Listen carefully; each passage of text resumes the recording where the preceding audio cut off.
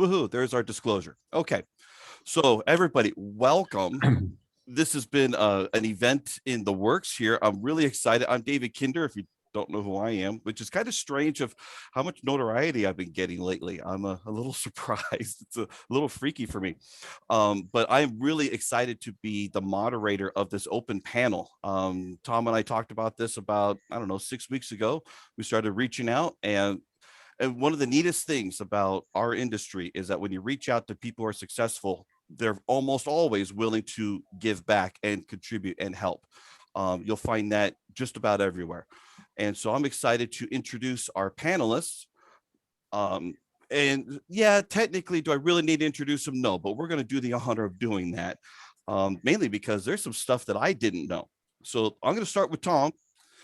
Tom has been in the life insurance industry for more than 40 years. And you might not know this, but Tom actually has a degree in life insurance back when they did degrees in life insurance. He was told by many that if he could survive in the business long enough, he would be witnessing the largest transfer of wealth in the country's history. And his task was to come up with a concept people would want to hear as they approach retirement age. He's a two-time presenter at the $1 Million Roundtable. He leads a group of advisors from around the country, teaching them a strategy of how to build wealth off the radar screen of the IRS using the current tax code. So that is Tom Love. We're glad to have him. Thank you. And Thank you, Jim. We're going to have fun. Van, I don't think you really need much of an introduction either, but this year, January 23rd, marks Van's 47th year in the business. Active member of the $1 Million Roundtable, having qualified for the $1 Million Roundtable, core to the table, and top of the table for the past 30 years. There's not too many people that can say that. Van was awarded the Milwaukee NAIFA Distinguished Service Award in 2003.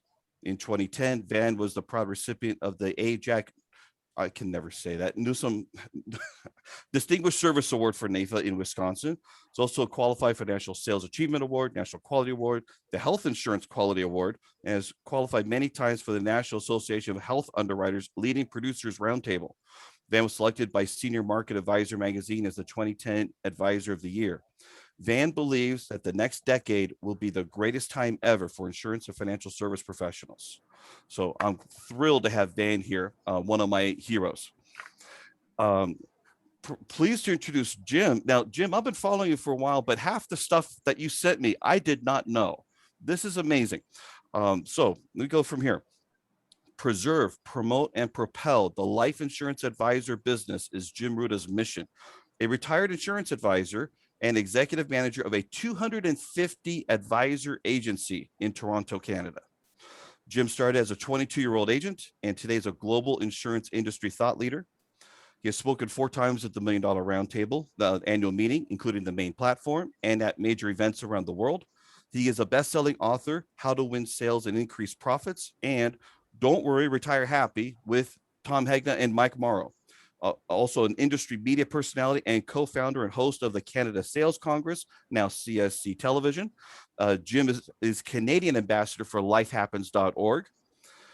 What you don't know about Jim, he spent the first 6 months of his life in hospital with a suspected case of polio. He is a classically trained violinist. Hey, I used to play the clarinet. We got to play sometime. So we'll figure Amen, brother. out. A trained emergency medical technician, a licensed private pilot, a former special constable, alpine ski instructor, and a ski patroller. Jim coaches multi-million-dollar professionals like top of the table members like Van Mueller. So we got Van's coach, guys. Okay. George Sigurdson, who I've heard his name. I've never heard him before. You're just talking about him earlier. So now I got to get familiar with another icon. And Mark Halpern. He shows how you can model their systems and practices and become an industry icon too. Jim Ruda and AdvisorCraft have been helping life insurance professionals become top performers since 1999. And by the way, if you're not following Jim on Facebook and on YouTube, you need to. He's got so many great videos, and Jim goes live about every Monday for a quick 5-minute thing, which I consider at the advanced view of the basics. It brings us right back down to what we need to be doing on a regular basis. So I'm thrilled. Thank you all so much for being here. Here's the way I'm hoping for this to go is that I got about 15 questions that have been submitted. Yes, Tom. Okay. Yeah, remember we talked about this. I want to make an announcement before we get into this. I am the luckiest guy in the world to be here with these two guys. I have all of my life just considered myself to be a salesman and just stay focused on stuff that works. I never thought I would be on the same podium as these two individuals. I don't know them very well. This is the first time we've done a Zoom meeting together. When we are done with our meeting today, I do want to talk about some way that we can collaborate even further. I do believe what David was saying. When you talk to people who are top of the table producers that have a personality, they do want to share, they do want to give back. And I want to thank these two because this was just a thought with David 6-7 weeks ago. Wouldn't it be cool if we could do something to give back to the industry with not only a guy that taught someone how to do 300 lives in 3 months, but and I am the of all the people here, the smallest producer, and I am thrilled to be in their company. This is going to be fun. I expect to laugh my ass off over the next hour and a half or 2 hours, because the thing that I want to do is I want to learn from these people. No question is off limits. Every 2 weeks, David will talk about, I do something called real talk at the table or fireplace chat or something, but anyone can come and ask any question about the industry, product, company, whatever, and I'll give you an opinion, and we know what opinions are like with other orifices. So I am thrilled to be here, and this is going to be fun. I hope this turns out to be good enough that when you're done, you give these guys a standing ovation. Stand up on your picture here, your camera, and give these guys a standing ovation, because I would like to do this again. I'm done. Thank you, David. I'll let you take over. If you stand up, please make sure you're appropriately covered. I just want Yeah, to please wear pants. Yes, Yeah. I have a standing desk. I'm already set. So what we'd like to do is I've got these questions that have been submitted, but by all means, the reason to do this on Zoom is so that you can all submit your own questions. So I want to alternate between submitted and whatever you're asking. Obviously, there's going to be a lot of overlap. Let's just have some fun. I'm really excited for this. So Van, you actually mentioned right before we started recording, the one question you wanted me to make sure I asked, it's the first one. If you, and this obviously for all three of us, if you had the chance to impart one parcel of knowledge to your younger self, what would that be? What do you wish you knew when you're first getting started? Thank you. It's a configuration of several things. First of all, when we bring new people into the business, we tell them they have to study. I have lots of agents that tell me, I can't present this policy until I know everything there is about it, because I have to teach people about life insurance. And I say, so you've made a decision that you'd like to be paid like a teacher. That's not what we do. We inspire people to take action. And the only way to do that is by asking them questions that will inspire them to go through their own process of discovery. And so what I wish somebody would have told me in the beginning is, first of all, please learn 8 or 10 questions that you can go out anywhere, anytime, any place, and example. I can walk up to anybody, anywhere, anytime, sit next to them at a baseball game, sit next to them in a bar, say, can I ask you a fun question? Is there somebody at the Internal Revenue Service that you just decided you're so madly in love with them that you want to leave them a whole bunch of your money? And do you know why I'm asking you that? Do you realize if you have 2 or more children, it's highly probable that the primary beneficiary of your IRA or your 401k or your 403b is probably going to be the Internal Revenue Service. And by the way, never use IRS or Uncle Sam ever again. If you do, I'll come and find all 36 of you and kill you myself. This is very important. He's not a member of my family, and I don't want to make it pretty. I want to make it hurt. The Internal Revenue Service. The government is coming to get your money. As Tom Hagner so succinctly teaches us, the words matter. And so the first thing I would do is learn a bunch of questions. And then second, I think the key to the industry is not study, it's practice. Professionals practice. They become instinctive, where they don't even have to think about it. Let me give you a quick example. Customer says, oh, Van, I really understand everything you're saying, but boy, I don't think we can afford it. And I say back right away without even thinking about it, boy, I totally understand why you'd say something like that, but can I ask you a question? If you can't afford the premium, gosh, how the heck would your family or your business afford this problem? It changes the context, and I wasn't offensive and I wasn't adversarial. I just asked them another question. And finally, I would have mentors. The key to this whole industry is, I'm 48 years in age and 31 years in a row now, top of the table, and I still have a coach. And he still finds lots of things that I need improvement on. And he's very kind and loving and looks after me and says, hey, you could do this a little better. Have you thought about trying this? Or would you like to do this? And that's Jim Ruda for me. And so those are the things I would do if I was starting over in the business. And please, no matter where you are in the business, let me quick say this. I'm not an overnight success. I failed for the first 16 years I was in the business. In fact, I was such a lousy insurance agent. I'm pretty sure I'm now the reason there's compliance in that industry. I'm now sure of that. And I didn't have the courage to change. What the three of us are sitting here asking me to do is, oh, we think you should change and do this and you can do this better. Well, I was a coward. I didn't have the courage to change. And I lucked out. I got fired. When I got fired, I had painted myself into a corner where I didn't have anywhere else to turn. And a man saved me. And he taught me what you see today. This is not who I was for the first 16 years. That's in the business. I was an ugly, hateful, hurtful, terrifyingly awful insurance agent. And he saved me. And I could easily start crying right in front of you. I owe him forever. And when he passed away 11 years ago, and I was very angry at him, I asked him, I said, please, how do I ever repay you? And you have to listen. This is really important. And then I'll shut up for the rest of the talk. But you gotta really get this. I said, Jimmy, how do I ever repay you? One of the things was very personal, but the second thing he said was, I want you to pass it on.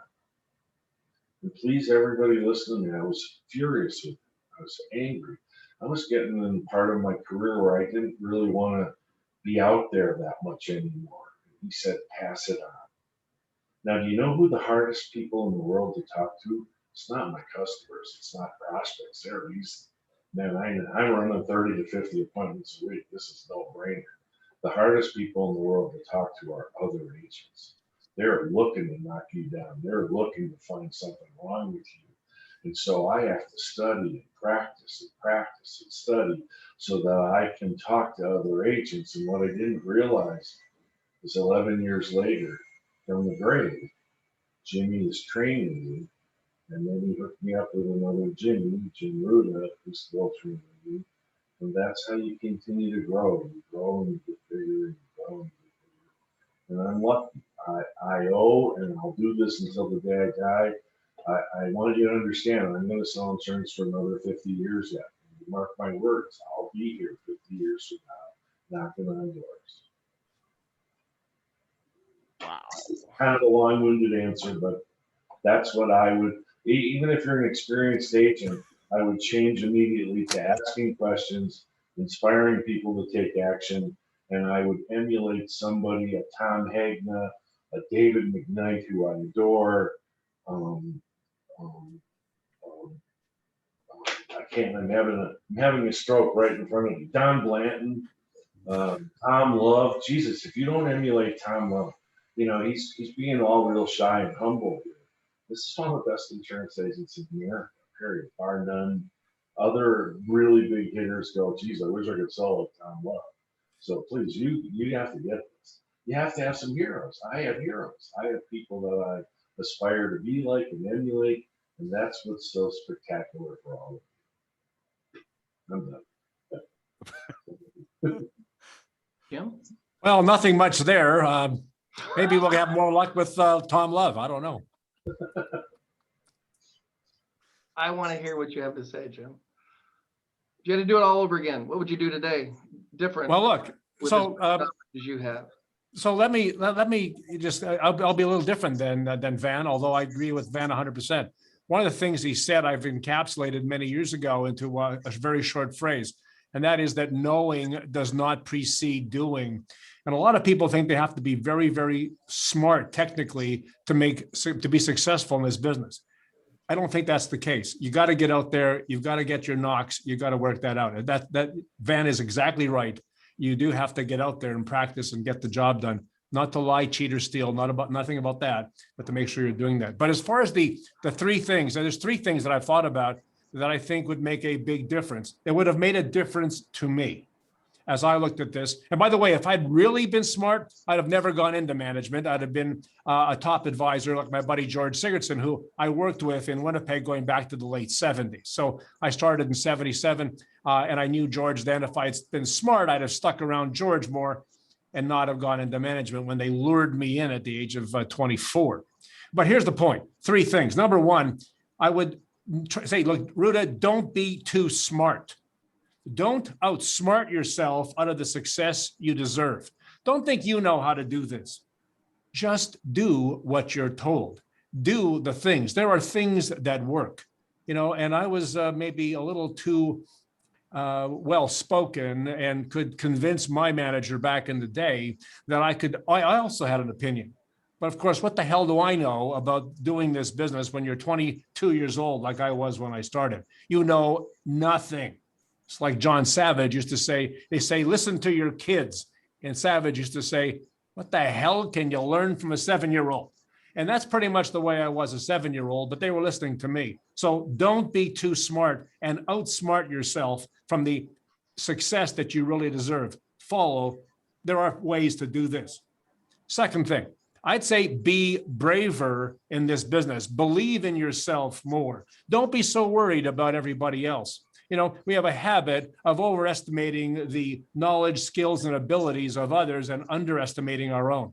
That hurts you terribly. Take even more chances than you do, and you have to take chances. Invest in your very biggest dreams. Get out there. Step out in faith that you can make this happen. Don't hide behind something else. And then finally, if I can just say this, to me, it would be buy more cash value life insurance as early as you can. I was told when I started, by the way, the only regret you'll have when you hit 65 about your whole life insurance is that you didn't buy more of it. And I remember going, I bet you that's true. Well, that was 44 years ago. I heard that first time. And now I'm 65 years old. You know what I think? What was I thinking? I should have bought more. And when you buy more, you will sell more. Absolutely the truth. And if I had learned that, if I had understood that, it would have changed everything. It would have, not that I didn't own enough or I didn't own enough for a lot. I did, but I could have done more. I'm thinking, you mentioned George Sigurdsson, a guy, literally one of the best agents in the world in Winnipeg, Manitoba, Canada. There's a guy, think about this, current cash value, $4.9 million cash value on the 59 policies that he owns. His premium annually, over $400,000, all paid personally. Now in this country, that means you got to gross about 800 just to pay that premium. And that's why he's one of the very best in the world. So David, if I had just a little package to give myself when I was 22, that was what it would be. Wow. All right, so here comes the little guy.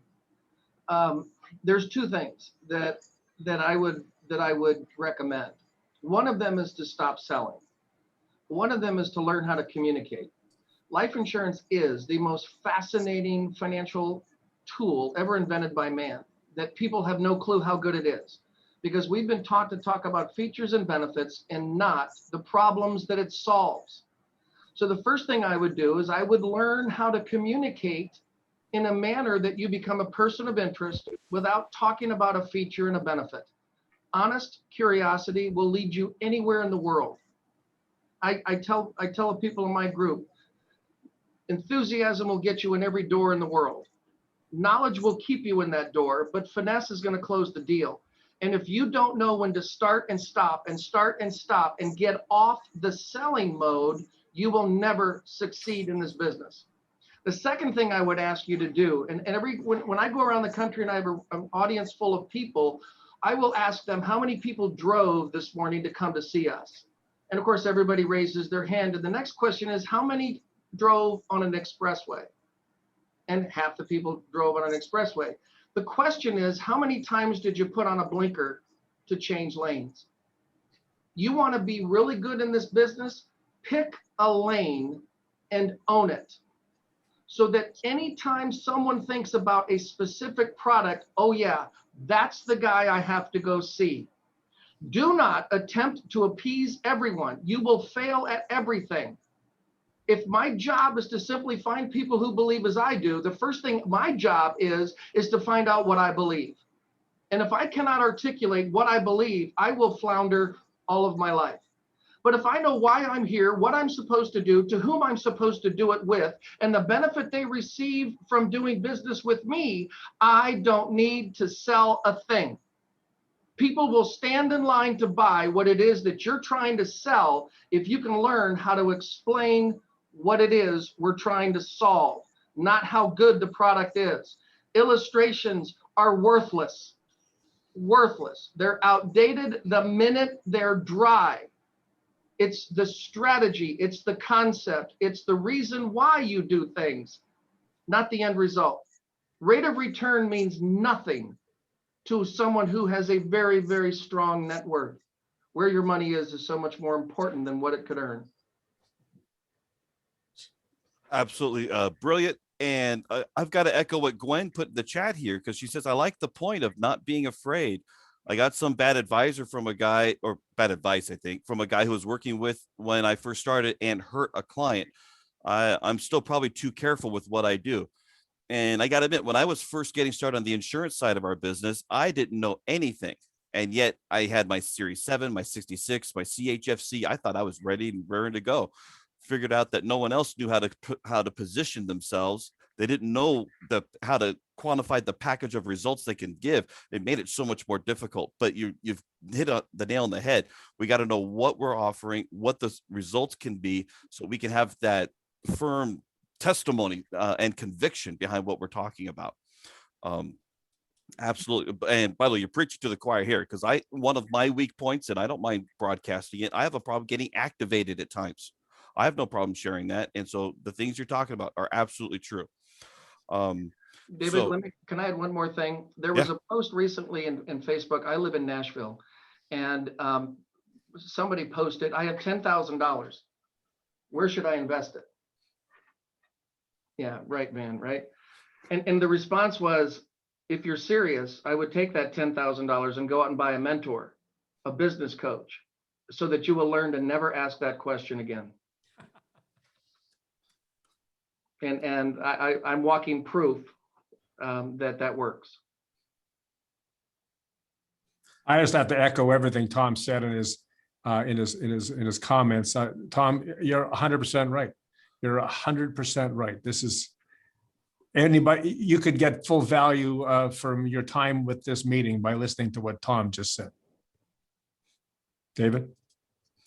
All right. So I had a question on the YouTube chat that was submitted. It says, tougher to meet with people since Google makes everyone an expert. How do you suggest the best methods to prospect?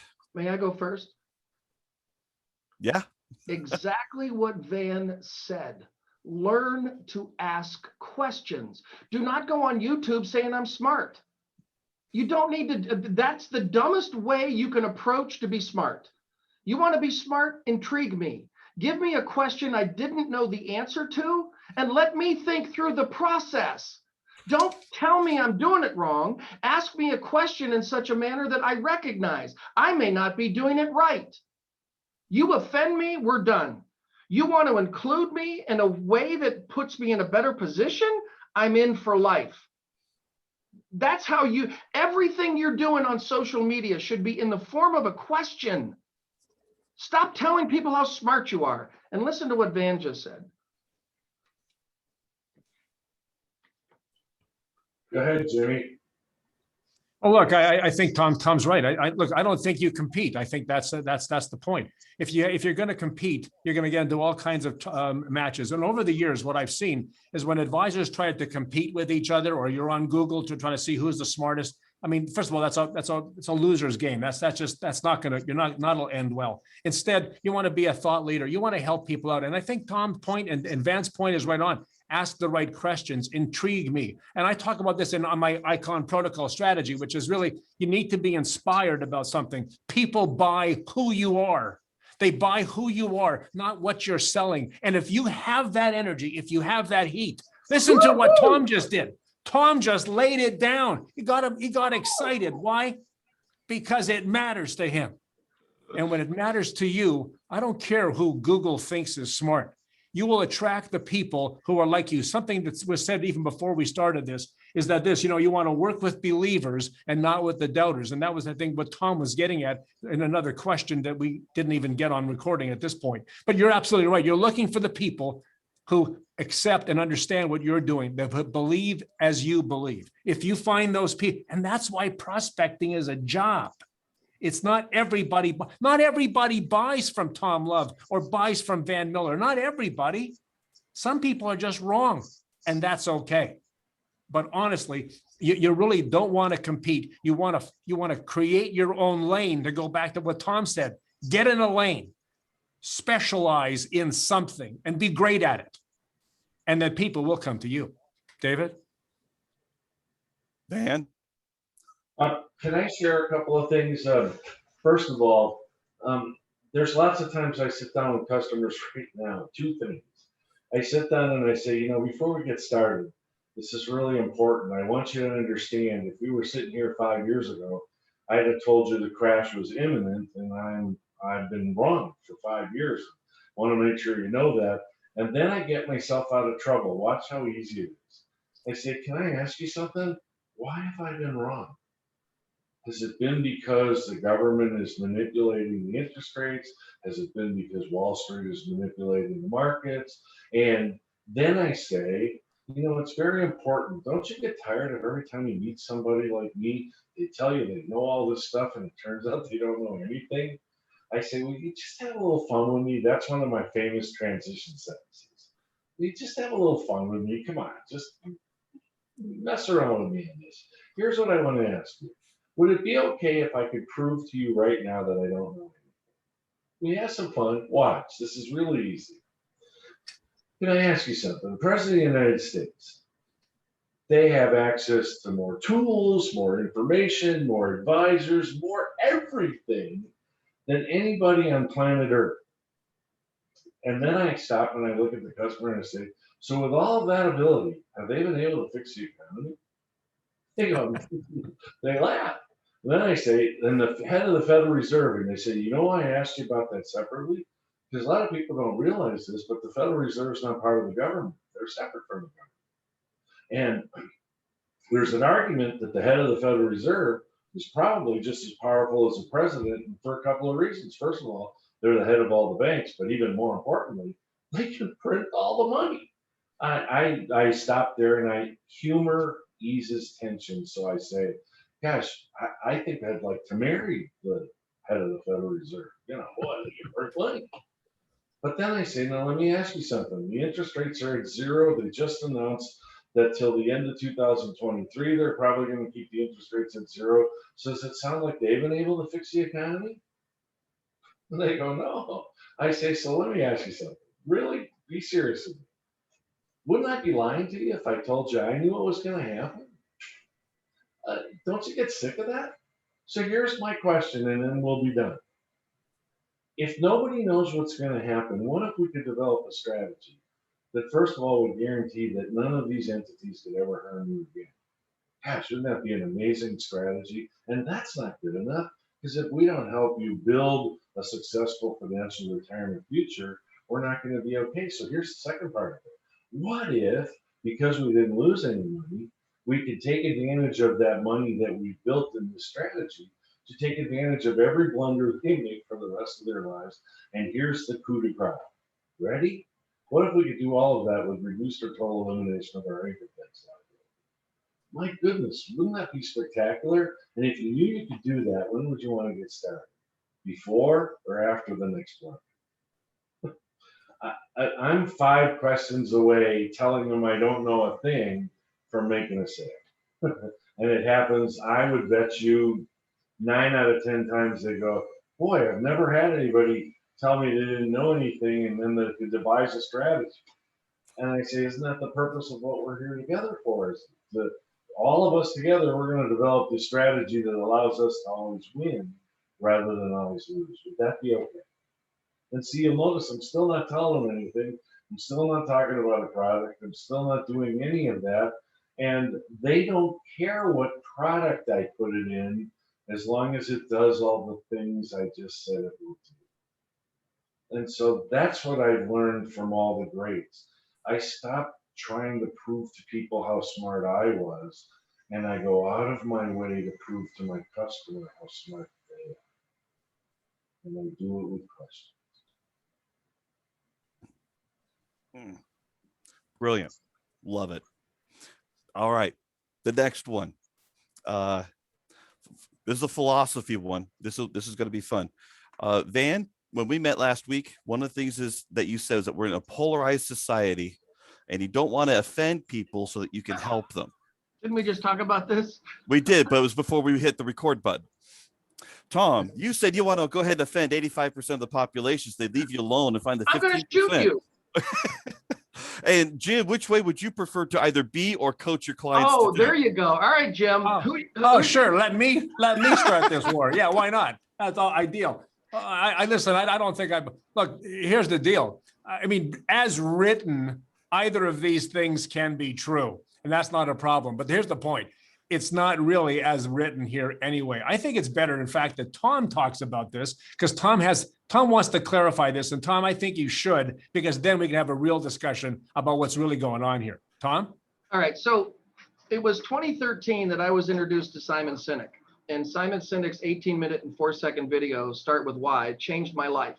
It changed my life. I was so mesmerized by his message. I wrote down every single word of his 18 minutes and 4 seconds. And my goal in life is to meet him, thank him, shake his hand, because since I have met him or met of him, my income has quadrupled. And it's not because I got better. It's not because the product got better. It was internally what I could do for myself. I'm going to give you 2 quotes that changed my life. One of them is, people don't care what you do. They want to know what you do or why you do it, because what you do simply proves what you believe. Yet when we're asked, what do you do for a living? You always respond with what? People don't ask, what do you do for a living, except 2 reasons. Number 1, I'm trying to quickly find a way to dismiss you because I don't need your product or service. And the second reason, I am simply trying to fill a void space. I could care less what your answer is. I'm trying to be polite. So if somebody asks you, what do you do for a living? And those are the 2 choices you have, you better have something that's going to change someone's opinion.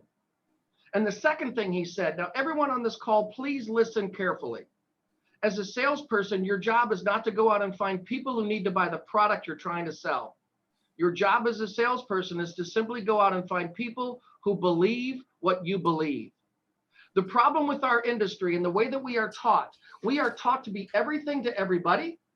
We are taught to appease everyone. We are to be the chameleon. We put on a blue jacket to talk to those people, a red jacket to talk to those people, and we try to be someone that we are not to appease someone we don't like. So I will give everyone on this call permission to go out and tell people what you believe. Lead with why you do what you do. And you will find one of 2 things. You will find people who will be attracted to that, and they will want to hitch their wagon because you have the passion to take us a place that I've not been, or you're a bloviating idiot. I don't like you. You're a braggart, and I think I will pass. My point is this, and it's been misunderstood, David, thank you. My point is this. I wrote a book on the explanation of services, how to answer the question, what do you do for a living? And within 15 seconds, I know if I have someone who believes as I do. It doesn't guarantee a sale, but it guarantees me that I can at least have a conversation with someone who believes as I do. And then the relationship can develop from that point. If I find out, I sat next to a billionaire on a flight from Nashville to Dallas. And I asked her, we were talking about taxes, and she looked at me, she had a diamond on her hand the size of a quarter. And she said, what if we don't mind paying taxes? I looked at her and I said, we are not a good fit.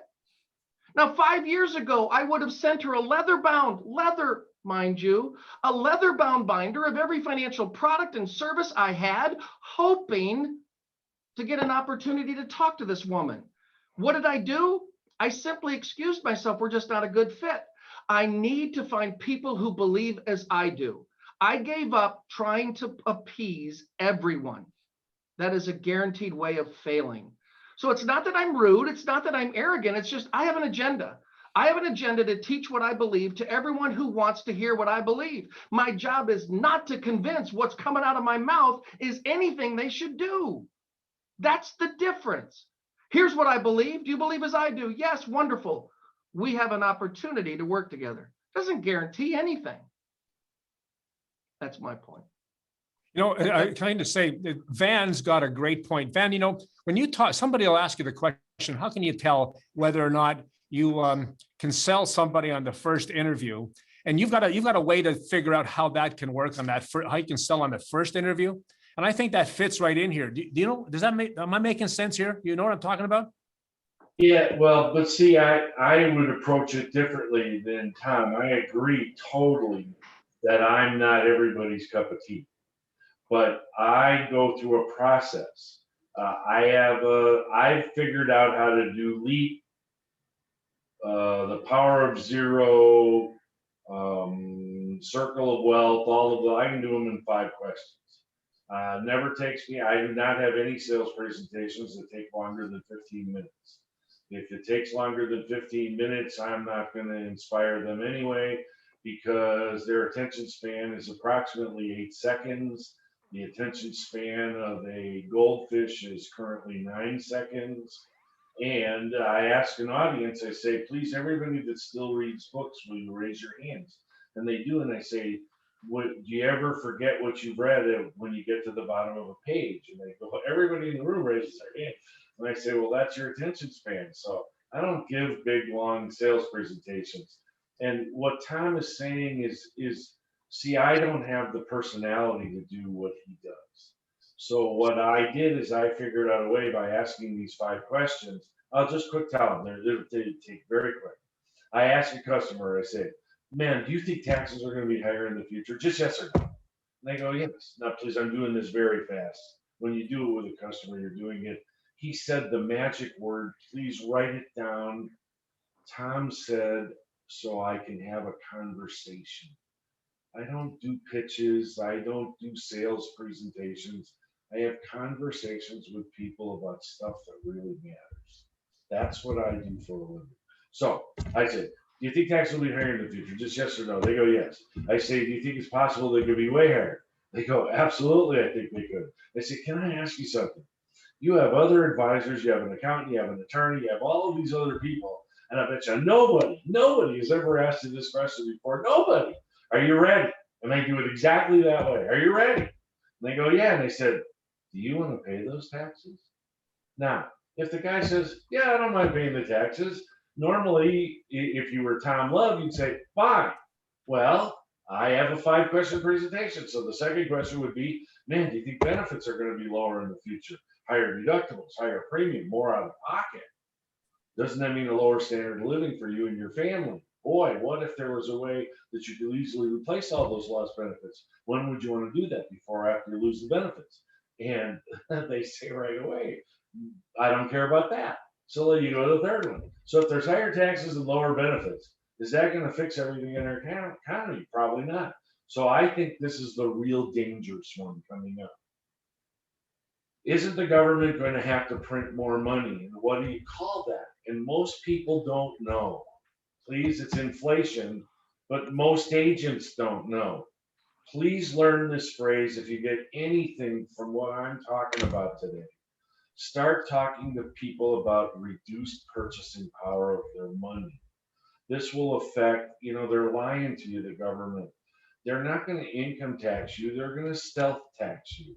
They're going to reduce the purchasing power of your money. If you make 10 million a year or you make 10,000 a year, they're going to reduce the purchasing power of your money with all the money they're printing. So Mr. and Mrs. Customer, can I give you an example? If you have 7% inflation, you retire at age 65 on 50,000 a year, using the rule of 72. By the time you're 75, you'll need 100,000. By the time you're 85 years old, you'll need $200,000 a year. How are you going to get there? You're not working anymore. And so I believe the real hell on earth that's coming is this stealth tax. These guys are printing money like it's going out of style. So then there's a fourth one. So let me ask you something. If there's higher taxes, lower benefits, there's going to be inflation. They're going to print all this money. We're going to create more and more volatility. And I do just like that. And they go, yeah. And I say, well, so if you make a mistake, if you lose the money. I go, yeah. I say, if you make 5 mistakes, you lose a lot of money. Yeah. So what's your strategy to not be hurt by the bad volatility? And how could you take advantage of the good volatility? And finally, I tell them about Tom Hagner. I say, you know, I only used to have 4 questions, and this man, Tom Hagner, who became an icon in their industry, he said, you know, people are living longer and longer. And one of the things we don't ask people about enough is, what if you live too long? Wouldn't that be not just only a risk, wouldn't it be a risk multiplier? So this is the way I ask the question. If you retire at 65 and you die at 70, are we going to have any problems planning your retirement? Of course not. But if you retire at 65 and you live till you're 95 and you run out of money when you're 72 years old, and by the way, isn't 72 the new 52? Aren't 72-year-olds doing what 52-year-olds used to do? So what the heck would the rest of your life look like? And I say, you know what? Here's the punchline. All of those things, most of America thinks of them as challenges. What if you could sit down in your basement in the dark and go, oh, I can't wait for them to happen, because you would be perfectly positioned to turn them into an opportunity rather than a challenge. If you knew that was possible, when would you want to get started? Now, believe it or not, I have people that say, I'm still not interested. I shake their hand, but I don't burn the bridge. I shake their hand and I say, well, you know, obviously I haven't inspired you. I apologize for wasting your time. This is 10 minutes. That's all. And then I say, but will you promise me you'll remember 2 questions? I never burn any bridges. And so I say, here's the first question. Promise me you'll remember that if all of this economy starts blowing up way bigger than we thought, and you don't get the advice, you don't get the help that you were thinking you were going to get from somebody else. And by the way, you want to know the truth? 90% of the time they're lying to me. They don't have anybody helping them. And so they're just trying to get rid of me. And so I say to them, if you don't get the help, remember, I can stop the bleeding immediately. Will you promise me you remember that? And here's the more important question. Promise me you'll remember. Once I stop the bleeding, what if we told you we could put you in perfect position to still take advantage of what's happening? Will you promise me you'll remember that? And I shake their hands. I go, got rid of this guy. I shake their hand. I say, man, it was so great to meet you. I really enjoyed my time with you. Thank you so much. I swear to you on my kids, 50% of the time, those people call me back when something bad happens because they were lying to me. And they lie to you too all the time. And so I'm doing it opposite of what Tom does. He has such a dynamic personality. Even right now, I'm intimidated watching him on a Zoom. Do you get this? But he can get away with that. I cannot. And so I developed this questioning system that allows me to walk them through a process. And if after that process they can't find anything in those 5 questions that's of interest to them, I say goodbye. But I don't burn the bridge. And I move on to the next one. And that's how I'm able to run 8 to 10 appointments a day, because they're none longer than 15 minutes. So I hope that helps. So there's 2 things here, David. I think the audience needs to remember. You've got 2 wildly successful advisors doing 2 things which apparently are diametrically opposed to each other. What does this mean for the average guy in the street? It means if you can do something I think Tom talked about, and I mentioned the same way, do something that you believe in, have your strategy, what you believe, you have the courage of your own convictions, then you can do this too, but you have to have a plan. What we found during the pandemic is that people, advisors with a plan, rather with a planned process, with an actual process, whatever it was, did surprisingly better than those that were just wondering what they were doing. And I want to just say one other thing, and it relates to what Tom was talking about, prospecting. Really, and one of the things that changed the way I looked at prospecting, and and was helpful in changing the opinions of the advisors I work with. And I spent, 40 years doing this, really is that prospecting is not so much finding buyers or believers as it is eliminating non-buyers and non-believers to find the believers. That means, and by the way, there's way fewer believers than there are non-believers. So you're doing your job when people say no to you, you're doing your job. If they say no, as the woman with the quarter-sized diamond on her hand said to Tom, it's not the right thing, that's okay, because that's the game. The game is eliminating non-buyers to find the buyers, the same as it is really for panning for gold. You're moving pay dirt to find the gold nuggets. And that one thing can change your perception of prospecting so you do it more willingly and you understand it better and it doesn't affect your emotions as much as it can. David? Wow. Oh, wait. Best insurance advice available in the world for free or your money back. So this is great.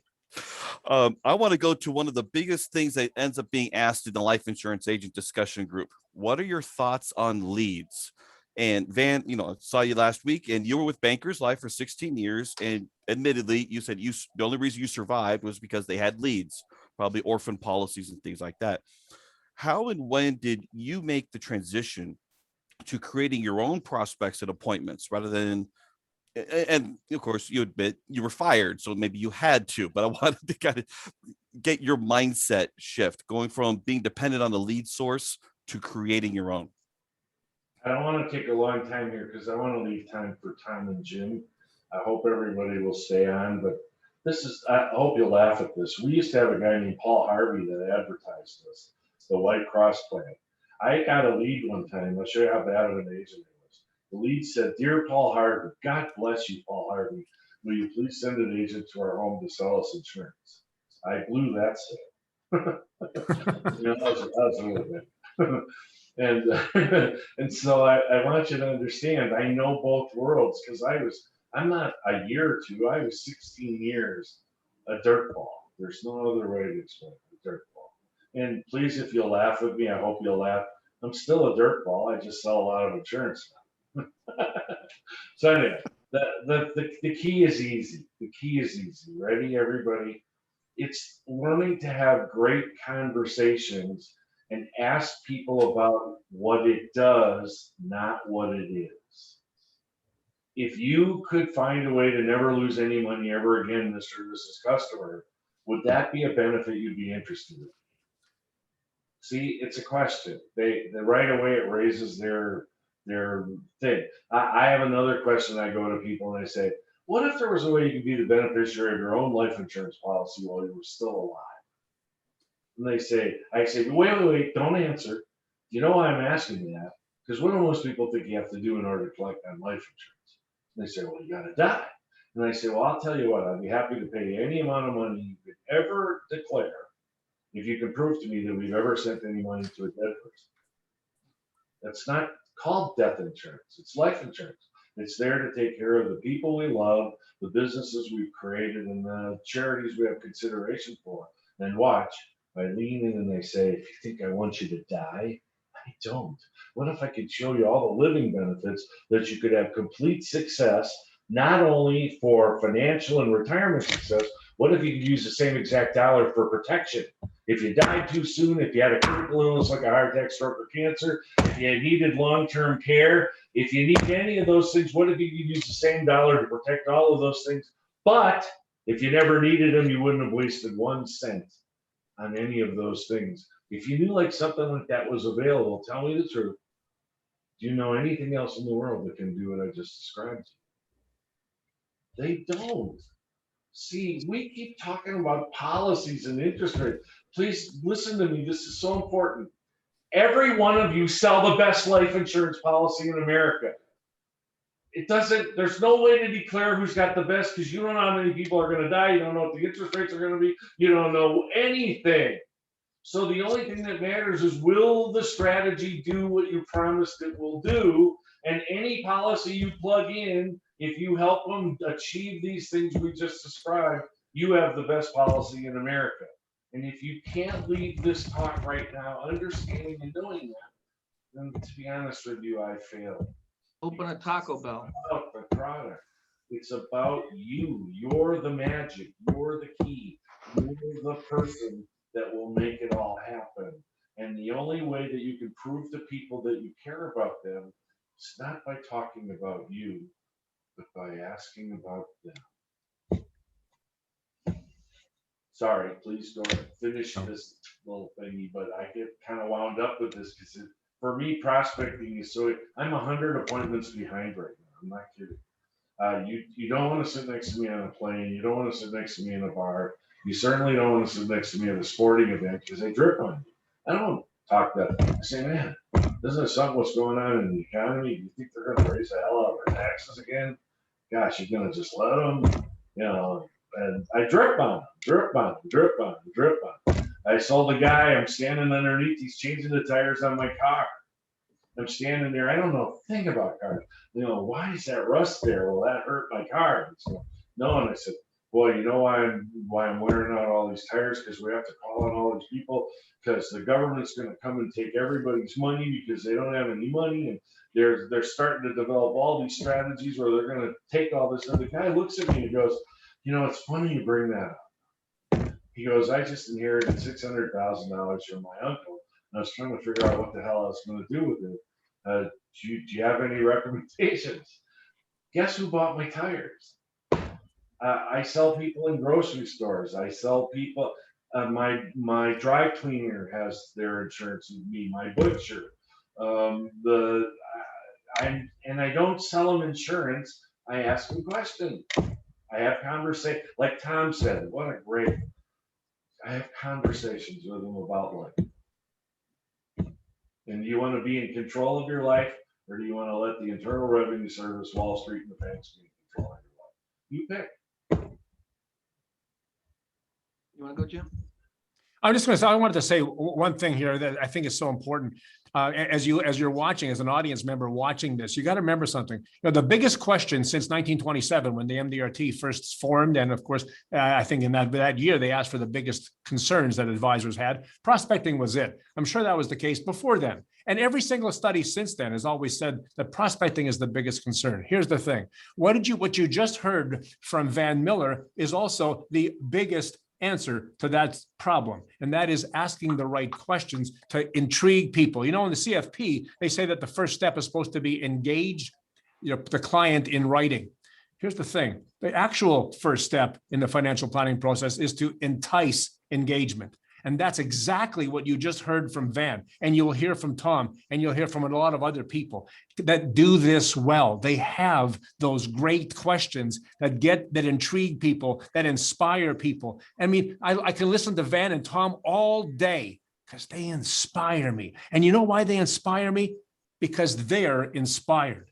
In terms of creating or getting that link to convert a name into a prospect, to someone you can sit down with, it's that inspiration that comes from those great questions. And that's what you hear out of, a zero personality guy like Van Mueller. Please, Van, you lie to your friends, I'll lie to my friends, but let's not lie to each other. The man is inspiring in a way that gets anybody interested. I love that man just for that reason. Let me just say this, but while I'm on the same track with respect to about leads.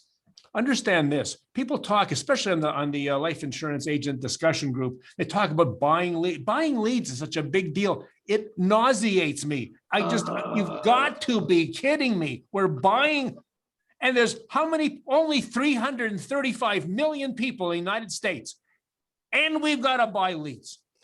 Okay, I guess if you don't know anything, I guess that's fine. But you can create your own leads. You can shop for leads, and there's so much I could say about this, but you can shop for leads on social media if you wanted to. There is so much you can do with the connections of your connections, with the connections of your best clients, with the friends of your best clients on Facebook. There is so much opportunity, and this is all just a digital version. Here's the cool thing. This is just a digital version of what we used to do in the 70s and 80s with mail. And the difference is mail took weeks. This takes minutes. So why you would want to do this, I don't know. But if you learn the questions that Tom has, you learn the questions that Van has, if you apply that to a digital world, do a little of your own homework or hire somebody. You can create your own leads. You won't be buying anything and then wondering, well, are they too aged? Are they stale? Are they good? Are they bad? Man, you can do whatever. And you know what? You can write your own ticket if you learn how to do that. And there's so many ways. That's just one. Tom? When I meet someone for the first time, when they're interested in what it is that we do, I'll ask them, how do they prospect? What is their means of getting a hold of people? And they'll say either I buy leads. I met one guy who spent $50,000 a month putting together a radio show. And I thought, you know what? My goal in life is to have you spend nothing, zero for a lead. I'm going to show you how to talk to people. And I use this analogy.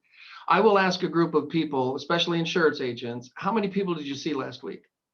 And because we are always asked that question of management, we go to our appointment book and we yell out a number, 10, 14, 36, 4. I only had one.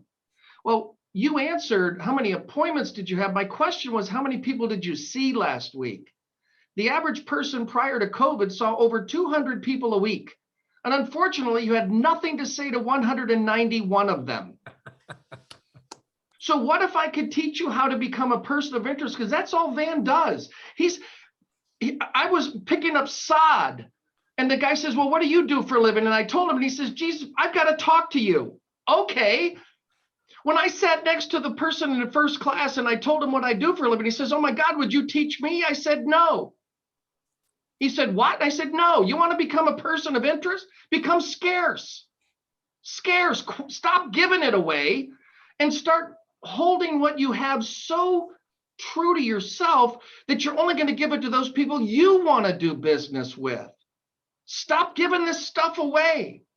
And what, for example, if Congress were to announce today, we came out with a new Roth, it's going to have no 1099, none. It's going to be 100% tax exempt on the growth, 100% tax exempt on the distribution, and 100% income tax exempt on the heirs that will receive what's left over. Would you buy that? Well, of course. That's been in the code since 1913. It's been hiding in plain sight for 108 years. And then I want to finish with this. All Van does is become a person of interest. And he doesn't do it by saying, I'm the smartest guy in the world. And he's just simply piquing your interest with the crap of knowledge that's in his head. And all you have to do is make the mistake of knowing, ask a little bit more. You're going to write a life insurance check. Sorry, that's how it works. It's not because this is more important than that. It's what this does that is so much more important than that. And I want you to, there's two things. And thank you, Jim, for the comments about, inspiring. One of the neatest comments that in Simon Sinek's book, Start With Why, I don't know if he said it in his video. There are leaders, and then there are those who lead. Leaders simply hold a position of power, yet those who lead inspire. And that's really what you have here, are people who inspire. Sometimes it's going to fall on deaf ears. Okay. And sometimes you're going to get the friendship you never thought you could enjoy. And it's right there in front of you. And the last, I'm going to give you a plug. I also wrote a book on how to turn clients into advocates. It's easier than you think. And it all starts basically with you. And the biggest difficulty we have in our industry is getting a referral. And I believe the worst thing we could do in the insurance industry is to start a sales presentation by saying, I'm entitled to get 10 people you don't like as a refer. So here's my point. If you have a hard time explaining to somebody what you do for a living that makes any sense at all, here's what you've done. You've asked your brand new client to introduce their friends to someone who cannot even explain eloquently what the hell it is you do. And then we wonder why we don't get a good referral. I don't want to be known as a big case writer. I do not. What I want to be known for is helping people solve problems. And if I could be referred as a problem solver, I could be referred at a funeral, at a sporting event, at a wedding, because I've solved problems. It's not because they bought life insurance. I'm done. Woo. All right. Well, part B of that question is, if you had to start all over today and didn't buy leads, how would you get your first 10 clients and first 10 referrals? If. That's the question. No, that would be, Oh, I would go out and ask a bunch of questions. If I could put you in a position better off than you are today, not filing tax returns or paying less tax, if. And then talk to those people who say, yes, I'd like that. Okay, stand over here. I'll get back to you. And then tell someone else. If. My son came to me years ago and said, Dad, I'm going to make $1 million a year on the word if. If. And he's going to. And all he does is ask questions.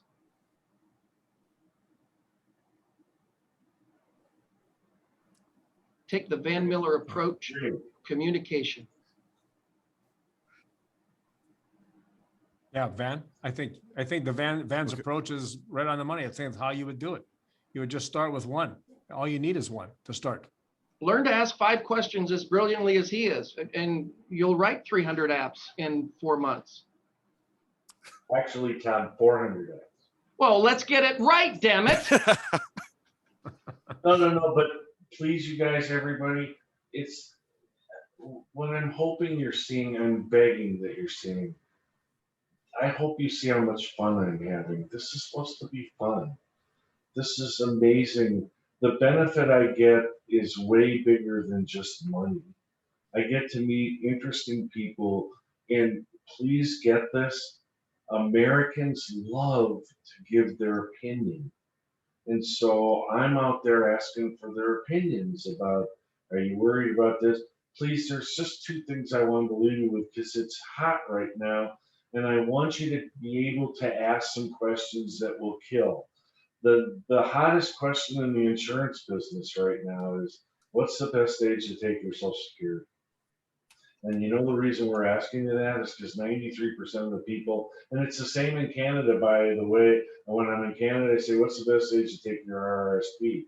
And the reason is that 93% of the people take the benefit to their detriment. Do you know that 90% of Americans take Social Security before even their full retirement age? So what if there was a way that you could easily maximize this benefit? Wouldn't you want to know about it? And if I promise, all I'm going to do is ask you some questions that'll help you clarify exactly how you can do that. I promise I won't sell you anything, and I'll make you a deal. You'll be so pleased with the information that when I'm done, you'll walk me to my car and hold my car door for me. Fair enough? And they say, okay. And I said, there's another little transition I throw in there. I said, even if you don't do anything, at the very least, wouldn't you want to know? Come on. See, I'm not, oh my God, I got the greatest of all time. I never do that. I say to them, come on, at the very least, it's got to be worth 45 minutes of your time. I want to close with this one more little question. So the lady in the grocery store, and I want you to get how important what I'm about to say to you is. I'm shortening this because I want to be respectful to the other members that are doing this. So watch, this is very easy. I say to everybody now, I've done it with existing customers and made sales. I say, can I ask you something? We're so worried about everything that's going on with COVID-19. We're not even sure we're offering the right advice anymore. And gosh, you could help me a ton if I could just ask you a couple of questions. I really love your opinion about a couple of things. It would help me to do a better job for my customers. It would be okay. And they go, sure, because they want to help you. So I say, do you think it would be more beneficial? I took the word smarter out of my vocabulary, because when you use that word, like Tom Higgins says, the word matters. You're attacking their intelligence. I don't do that. I say, would it be more beneficial to take a tax deduction now when taxes are historically low and build it into a gigantic pile of money down the road when the government's certainly going to need more revenue, can tax it at any level they want? Or would it be more beneficial to pay your taxes now when they're as historically as low as they'll probably ever be, and build a big pile of money that the government could never get their hands on ever again. And I say, now this is really important. This is the part you have to help me with. Which would be more beneficial for you and your family, the first one or the second one? And they look at me cross-eyed every single time and they go, well, come on, that's easy. It's the second one. And I say, well, boy, doesn't that raise another question? And I go, what's that? Why are you doing the first one? The lady looked at me and she said, my God, we didn't even realize it. See, people are taught about the tax deductibility. They're not taught about the dangers of tax deferral. We are building enormous piles of money for the Internal Revenue Service and the government to access at any level they want in the future. Mr. and Mrs. Customer, would you prefer to be in control of what number that is, or would you want to trust that the government and the Internal Revenue Service will have your back? See, those are really hot questions right now. You can do them anywhere. Yeah, please, I don't even get invited to dinner parties anymore because nobody talks to anybody but me. I'm sitting in the corner of the dinner party and I'm asking people all these questions. I'm making sales. They don't even want to go eat. They want to, I want to. That's how fun this gets. Everywhere you go, because you're asking for their opinion, Americans love to give their opinion. Hope that helps. Brilliant. Absolutely brilliant. I'll Jim, play any it. thoughts on how you'd get your first 10? Well, I think that, you start with one. I think that's how that, I mean, I would probably go to social media today in my own community. I would just do that. That would be first step. But I wanted to highlight something that Van just said, because I think, and I love sort of putting some of his words into just a straight up phrase. Think about what he said. He said that how about the dangers of tax deferral are hidden by the benefits of tax deductibility. And man, that applies in Canada and the United States. You realize that's a huge thing. Something else that Van said is absolutely true here in Canada. People, they don't know when to take their Canada pension plan. When they get their Social Security here in Canada, they don't know when. And it's interesting, if you were asking that question, what's the right day, or the right time to do this? Do you do it when you're 60, when you're 65, or do you wait until you have to when you're 70? And what's the advantage of all of that? I mean, again, it goes right back to questions, and it can start with one person. I think you heard that from Tom. I think you heard that from Van. And you can ask questions like, I know there's a guy here in this call, a guy that I know from London, Ontario, and Stuart, honestly, you think about that, just think you could start any discussion with simply that. When do you think it's the best time to take your Canada pension plan benefits? And would you like to know when it was optimized, to use a word from Tom Hegner? So I just want to outline that one thing, though, that Van said. I thought that was genius. Van, I'll give you full credit for 48 hours as per usual. Then, of course, it'll be my idea. But think about this, man. This is everywhere in all kinds of plans in Canada. The Registered Retirement Savings Plan. The dangers of tax deferral are hidden by the benefits of tax deductibility. Man. Never heard that from you, Van. I don't mean to interrupt, but I've already wrote that down. I like that better than anything I've said today. But it was brilliant. But it's that concept. And of course, that's what I do for a living. Pull these, and such gems come out of this. I've got pages of notes already from what you guys are saying, and I'm supposed to be giving advice. I'm just getting it here today. David? Awesome. David. Yes, Tom. Two things. The most powerful words as a salesman, and especially if used with someone who has dissed you, ghosted you, who is better than you, who believes you don't know crap. The most powerful words in selling, I want your opinion. And I'll tell you why. The guy who dissed you will give you one. All of a sudden, he or she will talk to you because they will have no problem telling you why you are a fool. So they'll give you the appointment. The most powerful words, I would like your opinion. I value your opinion. So the next time you have someone who has dissed you or is difficult or has turned you down, give them a call and say, look, I need some help. And I value your opinion. See what that does for you. And then second, Van started with his 5 questions. I want to give you 3 of mine that have really turned into a very easy process then into the solution. I'm going to ask you 3 questions just to get an idea of where you are financially, mentally in your life. Question number 1, is it your goal and objective each year that you're in business to make more money than the year before? And of course, that's why you hire financial people. You want to make more money. Question number 2, on the day that you retire, would you like your first retirement check to be at least as large as your last employment check? Or do you want a pay cut? Now, I've never had anyone say, I want a pay cut. I have had people who have enjoyed less income, but that's because they failed to plan. It's not because they went out and planned to fail. And the third question we've already talked about, do you believe over your lifetime that personal income tax rates have got to go up? Yes. So let's review the yeses of these 3 questions. I want to make more. People, that's called bracket creep. You don't have to have a change in the tax code. You will pay more. Question number 2, if you have deferred all of this, like I did in a 20% bracket, for the privilege of retiring in a 37% tax bracket, they go back and adjust your contributions. I know I'm going to pay 37 on the gain. They're going to go back and adjust what I put in to reflect the bracket. Question number 3, you know taxes are going to go up. Let me share with you what you just admitted for the first time in your adult life. Today represents the lowest income tax bracket of forever. Why are you doing what you're doing? Please help me understand how you think you can win this game. And then I joke, wouldn't it be cool on the refund check you get from the IRS? In the memo section, it doesn't say refund, it says postponement. I wonder how many people would cash the check. Depositing money into a qualified retirement plan does not lower your tax bill. It lowers what you temporarily write the check for. You don't lower your obligation. And heaven forbid if you should succeed, spelled S-U-C-K-S-E-E-D. And again, I've never had anyone in 50 years say, make sure I retire broke.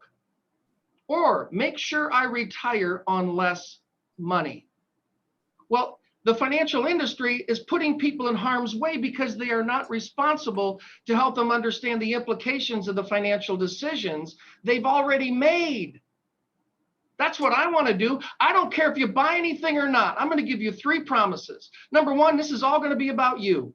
If you ask me what I'm doing, I'll be glad to tell you, but this meeting is about you. Number 2, this is education only. I'm going to teach you what the rules of the game are so that you do not bring a hockey puck to a baseball diamond asking to play. And promise number 3, I really don't care if you do this or not, because you have to see the benefit. This hasn't coming from me saying you have to, you should. I got out of the recommending business 7 years ago. I quit selling 7 years ago. And my sales have quadrupled. Learn how to stop selling and educate. This stuff sells itself day in and day out. Simply learn how to communicate with people. David. You can tell we're not planting seeds, we're throwing bombs. These are some great bombs. All right, my next question. In this divided political climate, is there any real future threat to the current tax advantages for permanent life insurance? What's the question? In this divided political climate, is there any real future threat to the current tax advantages for permanent life insurance? Biden owns 6 Mass Mutual policies. Richie Neal, who was a family member of a general agent of Mass Mutual, agreed to change 7702 and make it better than it was. The Democrats like this better than the Republicans. I don't see a threat. Personally, I do not see a threat to this. If they tax inside buildup of life insurance, then they're going to have to tax equity in a house. And I don't see that happening either. If they tax a loan, then you got to tax an automobile loan. So I think we're a long way from seeing anything changed. And to Van's point, the next 10 years, you have the largest chunk of money. It's going to go from one generation to the next. Stop giving the most of it to the IRS. What if we could protect that? We should all be able to have conversations standing in line at a Starbucks like Van does. All of us. If I can just say something, just as a point, I think the first major challenge, the first major U.S. threat against cash value and the value, and just the values of life insurance, I think happened in 1898, the 19th century. And I think it's what spawned NALU at the time, the Advisors Association, NAFA today. I think that's what happened. This also happened in Canada again in 1981 with a budget that happened in December of that year. And by the way, both of those were pushed down big time. So in the US, at least at the end of the 19th century, and it's managed to survive all the way through that. And in Canada, the uproar was so loud, the government sort of buried their head and ran for the bush. They gave up. I think Tom's exactly right. I think history will demonstrate that. I think the economic and social value of this product is just far too great for anyone to say we need to tax that in any fashion at all, whether it's proceeds or, I mean, look, they're going to go after values to the best way they can, finding ways, and they surely have done this in Canada. But I don't think that you're going to lose all of them, and it's always going to be better than anything else in the long term, anyhow. So to me, as long as I think it will survive, the advantages will survive. I think if you avoid the gimmickiest stuff on the market, you're never going to have a problem. David? I can agree with that. The other part too is that the last time that life insurance was effective was in the 80s with Tamara, Tefra, and Defra, those three evil stepsisters. But every policy that was sold before then was grandfathered under the old rules. So that's an important thing to keep in mind too. So already have past precedent that, hey, even if it changed, well, better get it now. So remember, your 401k plan is a unilateral agreement with the United States government, meaning it's one way, their way, and every year we are dictated to new rules and regulations regarding a 401k or any qualified retirement plan. Life insurance is a legal contract that takes 61 votes in the Senate to change. It's not, I just all of a sudden want to change it. So contract law can be changed. It has before, but to make it easier, in the past, they have grandfathered. And if you'll remember what happened back in the 80s, it was Rostenkowski and Packwood who stood on the steps of the Capitol saying, we have enough votes. We're going to change this. In February, we're going to change this. It's effective July. You have 4 months to buy all the single premium whole life you can scarf. 4 months. And then we're going to change the rules for the people who don't do it. So there's a hidden agenda here. 4% of the population, I've heard last, buys their life insurance the way that we show it. It happens to be the politicians and their donor base. There's a reason why you haven't heard about this before, people. This is the tightest, closest to the chest secret that has not been shared. I think you need to hear it. You know, I've been asked to go on Glenn Beck's radio program and talk about why in the hell would I talk about this? No, but I will talk to you about what you can do. And one at a time, I'm trying to change the world, one at a time. You end up renting the Coliseum, Madison Square Garden, and you start touting what life insurance is. You will look at what happened in the 80s. Metropolitan took out a full page ad in the Wall Street Journal, the centerpiece, cheat the government. That was the title. And Packwood held it up in hearing. This isn't life insurance. I'm looking for that picture, Van. There is a picture somewhere of him holding that up in Congress, pointing to the ad. It's Metropolitan's worst day in history. They don't have a copy of it anywhere, but someone does. And I'm going to plaster that on the side of my motorhome. This is what we're talking about. David. Well, and while everybody thinks of me as insurance Wikipedia and everything, I can't find a picture of that thing either, but I have looked, I have tried. Wow. Okay.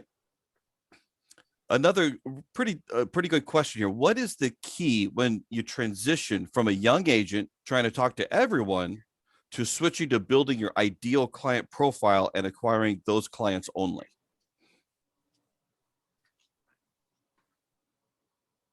I'm reading the chat window. I'm older than dirt. Can you say that again? Okay. What is the key when transitioning from a young agent trying to talk to everyone to switching to building your ideal client profile and acquiring those clients only? It's a maturing process. It's all internal. It's your comfort level, your confidence. Where do you feel comfortable? I remember when I started, I was told by everybody, you're going to have a clientele 5 years younger than you and 5 years older than you. And that 10-year span is going to go through your life the whole time.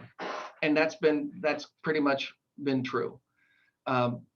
It's all of this. When you start to get legs, when you start to see the benefit of what you do for someone and their family. Remember, Will Rogers said to truly measure a man's success is to gauge his family's living conditions 5 years after he's gone. And if we firmly believe that, what we do now, and you see it come to fruition, your body language will change. Your confidence level will change. And people will be attracted to that, not the product. The product, the what, is irrelevant. What it is that we do doesn't matter. Why we do it and how we do it makes more sense than what the hell it is. If everybody knew what it was, there would be no life insurance for sale. It'd all be gone.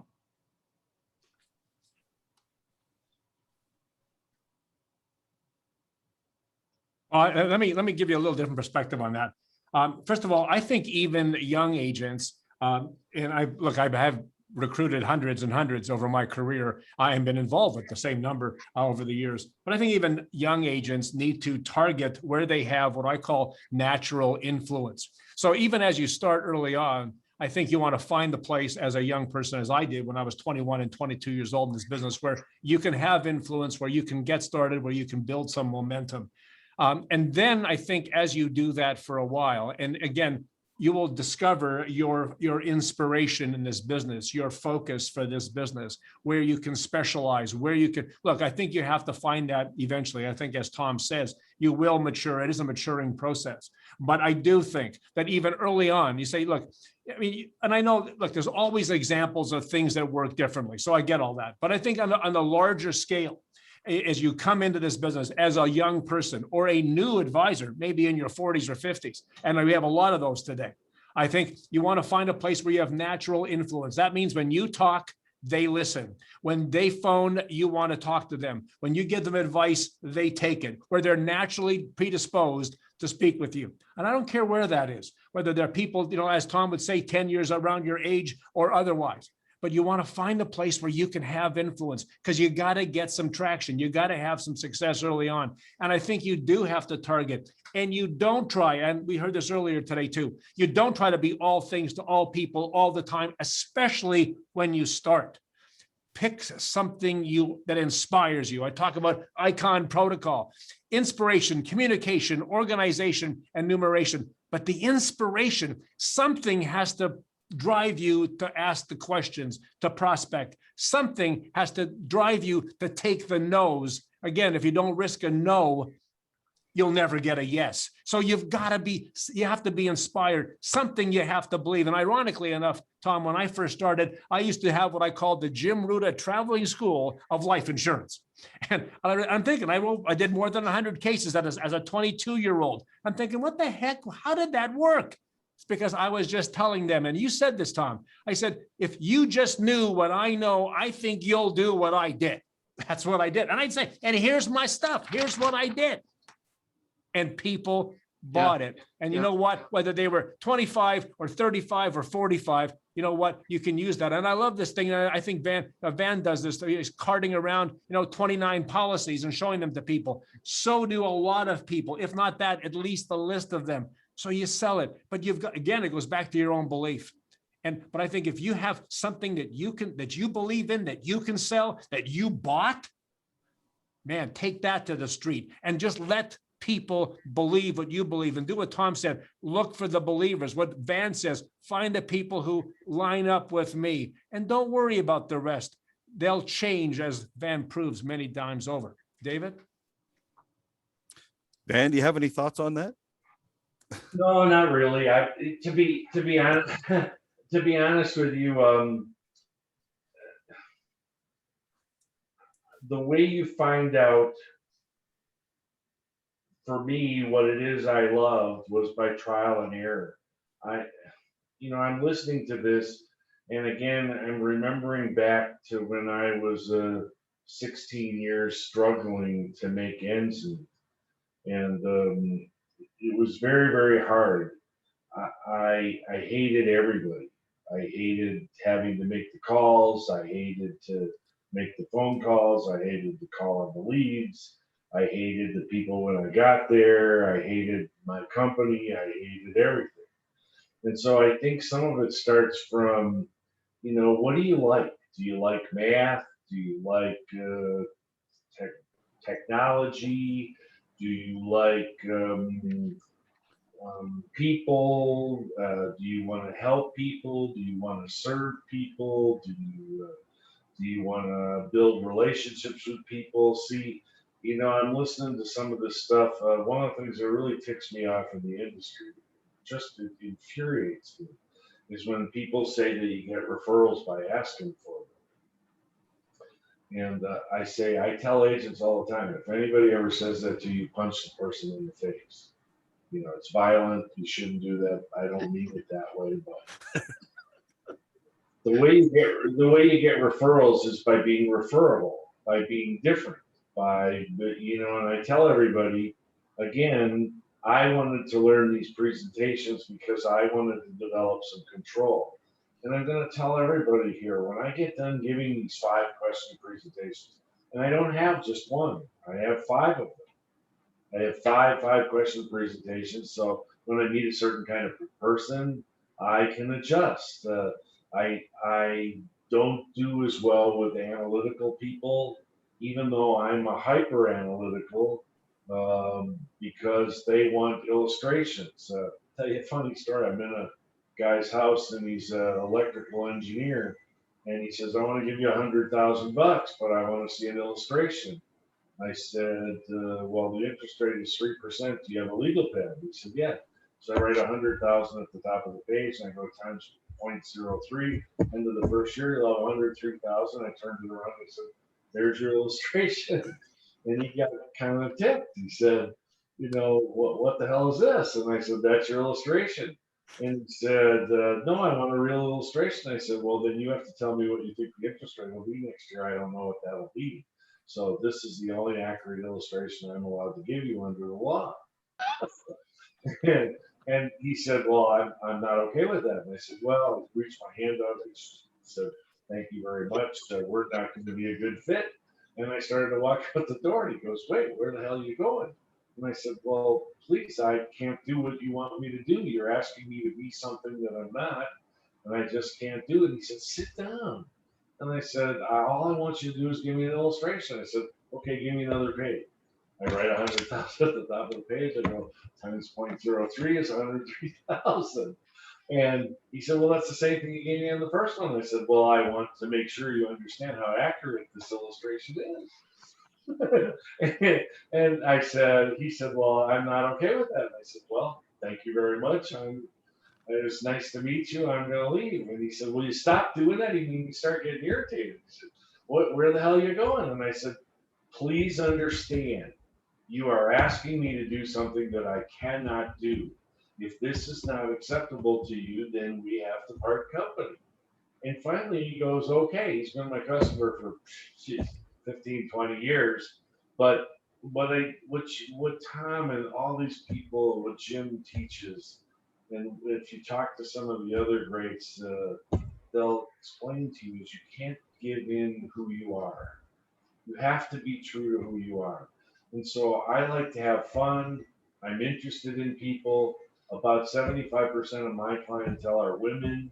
So I read women's magazines, Elle and all of those. I talk to women about their shoes and about their clothes. And I don't talk to them. I ask them, I say, "Do you like this? Do you like this?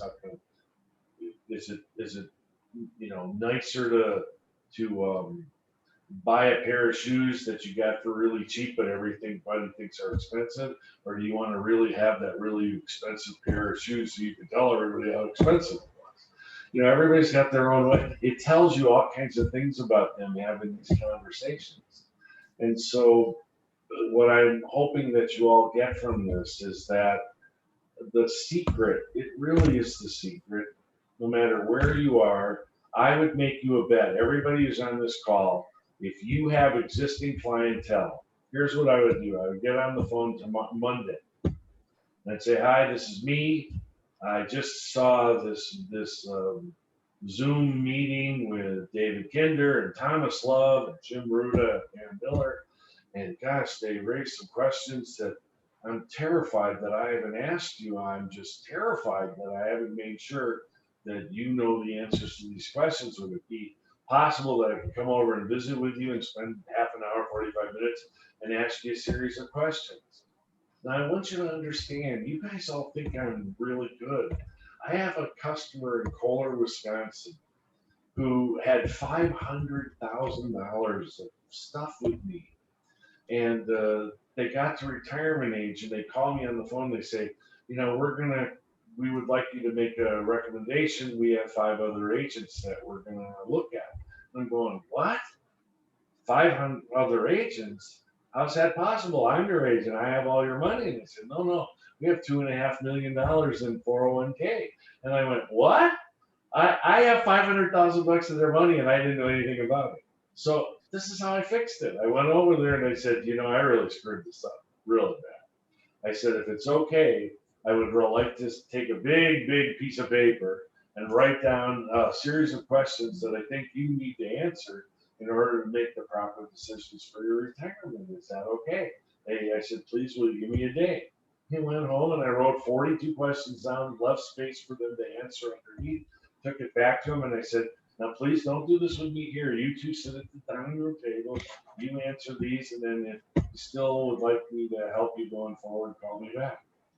A couple of days later, they called me back and said, we got rid of everybody else. You were asking us questions that nobody else asked us. Don't you see? That's the fun. That's what it is. If you can raise issues that nobody else raises, are you worried about taxes? Are you worried about inflation? Do you want to work on the golf course or do you want to play on the golf course? Do you have enough confidence in your current advisor to get a second opinion? And on and on and on. If you keep asking these questions and that's all you do, people are going to think of you as a resource, as an advocate, as an advisor, not as a salesperson, and they'll beg you to be around them all the time, and they'll refer you to everybody because you're asking questions that they know their friends and family and relatives need answers to. And I can't help it. Everybody we teach that to, I have 40 agents now that we've started from scratch production that make top of the table. We have 7,000 letters here at home of agents who've doubled and tripled and quadrupled their production. And listen to me very carefully. 7 to 30 days, 7 to 30 days. And all they did was learn 8 or 10 really good questions and went out amongst them and started asking the questions, and their careers and their lives changed and they had fun. They didn't feel like adversaries, and they're making money hand over fist. That's all of you guys, 7 to 30 days. You have Jim Ruda. If you please go to his website, jimruda.com. He puts on information, ideas every single week, tells you stuff. Tom Love, buy everything you can buy from that guy. Jesus, he's amazing. If I could swing this camera and show you my Tom Love section of my library. You know, I have a Tom Hagna, David McKnight, you know, everybody. So I love these people. A turn of a phrase, a little twist of a word, and you change your life forever. That's what happened for me. And please listen to me again. These guys make fun of me, but I can't wait to get off this call because this is emotionally exhausting for me. I like to be by myself. I go to the movies by myself. I'm a loner. I'm self-conscious. I used to sit in audiences and watch the greats. Tom Hagman and John Savage and Ben Feldman and Roger Ebert and Charlie Tremendous Jones. Amazing. And while I was sitting there, I would be saying to myself, I swear to you, I'm like children. There's no way I can do what they're doing. I would be saying that the whole time they were talking. And I'm sure some of you are saying it. And now, this is going to sound arrogant to you, but I'm better than all of them. I went from being a dirtball, and all it took was deciding which questions I was going to learn conversationally, and I practiced and practiced and practiced, so I didn't have to worry about how shy I was. So all of you can do this. This is what I want to close with. This is a learned skill. You can learn how to do this, everybody.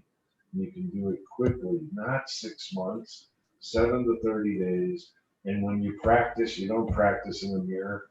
Pick your hardest customers, people that you think there's no way you can sell them on a bet. And that's who you practice on. And I'll bet you any money, 1 out of 5 of them you'll sell because they've never heard the questions before. And when you get back to your people that you're positive you can sell, you'll be so ridiculously powerful because now it'll be all about them and not about you anymore. And it'll all be about strategies rather than products. And that's the secret. It's really that simple.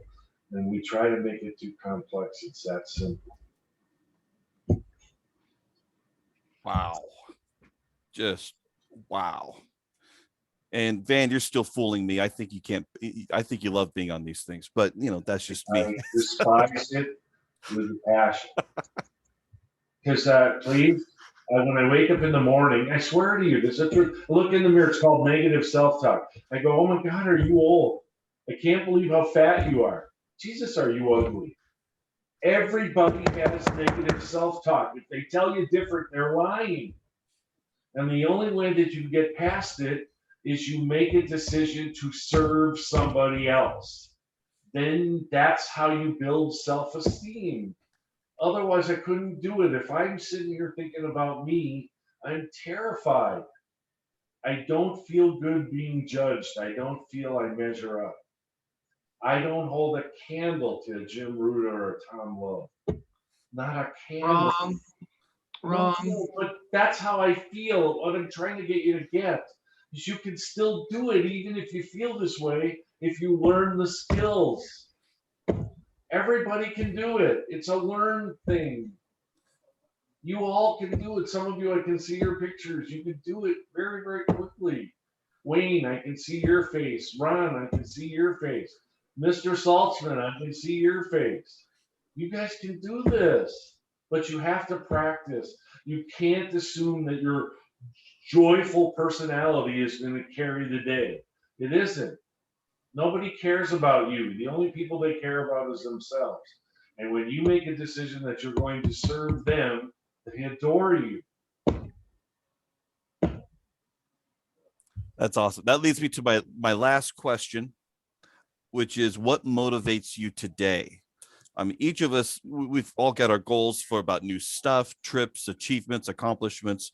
But once they're accomplished, we usually need something new to motivate us. And what motivates you to keep doing what you're doing? If it's your why, what's your why? Please, I want to say this in 2 sentences so I can give the other guys more. All I care about is I want to keep getting better every day. I want to keep doing this for the rest of my life. I got a second chance when I didn't deserve it.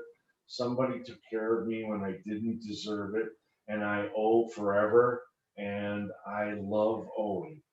Period. End of quote. I hope you see joy in me. I hope you see happiness. I hope you see fun because that's what this is supposed to be.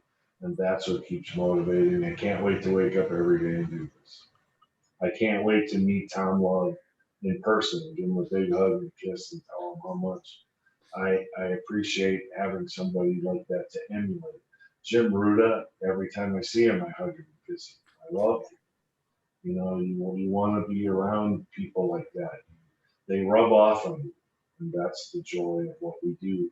We get to meet all these amazing people. That's for me. Jim? Oh, look, I just, I think your motivation or your inspiration has to be a lot bigger than the stuff you might want in this world if you want to make it sustainable. So you can't have stuff. I think that's just it's just a carrot and stick kind of thing. You're just chasing the carrot. I don't think that's how this works. And I certainly, from working with world-class advisors like Van Mueller, you realize that they have it's actually simpler than that. It's, you heard what Van said. I just want to keep getting better. I want to help more people. And frankly, that's what motivates me. I want to keep helping more people, and I want to be helping them in a better way. People say, gee, Ruta, you're at your retirement age here. You should be retired. And I said, retire from what? I love this business. I love what I do. I love this. I love the idea. You heard it at the very beginning in my introduction, to preserve, promote, and propel the life insurance advisor business. And it's what drives me every single day. It drives me more than anything besides my family and my God. Those two things, of course, come first. But after that, it's really about how I can help more. You see, I know that if I help more, I will sell more. I know that. And for me, it's about changing the world one advisor at a time, just changing the world one advisor at a time. And I think something else, I think Tom talked about this earlier, is that we get this idea about our, just sort of, we mature in the business. And at some point you realize that you've got something to say and you want to make sure that other people know it. And that's why Van does this. I know he's committed because of the manager that helped him many years ago to make that transition to the top, is because he now wants to carry that forward to others. And really, I think that's what does it. At least it does it for me. I know it does it for Van.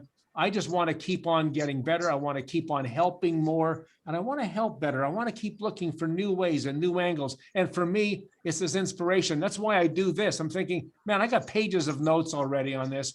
And I want to say, how can I find another way, another angle to explain something that is so important that could make one advisor be more successful? For me, it's about helping an advisor help hundreds of people. And if I can help hundreds of advisors, I help thousands of people. And if I can help thousands of advisors, I can help millions of people. And that's how I look at that. And I work around the world as certainly as Van does as well.